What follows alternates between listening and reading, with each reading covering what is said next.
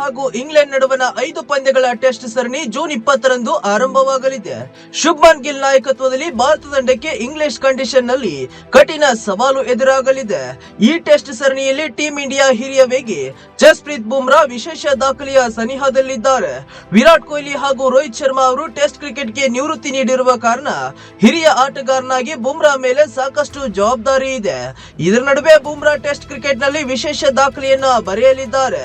ಜಸ್ಪ್ರೀತ್ ಬುಮ್ರಾ ದಕ್ಷಿಣ Africa, England, New Zealand ಹಾಗೂ ಆಸ್ಟ್ರೇಲಿಯಾದಲ್ಲಿ 145 wicket ಗಳನ್ನ ಕಬಳಿಸಿದ್ದಾರೆ.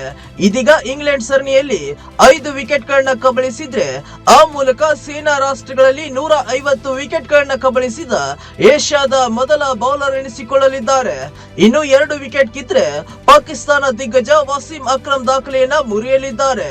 ಆ ಮೂಲಕ ಸೇನಾ ರಾಷ್ಟ್ರಗಳಲ್ಲಿ ಅತಿ ಹೆಚ್ಚು ವಿಕೆಟ್ ಕಿತ್ತ ಏಷ್ಯಾದ ಬೌಲರ್ ಬುಮ್ರಾ ಆಗಲಿದ್ದಾರೆ.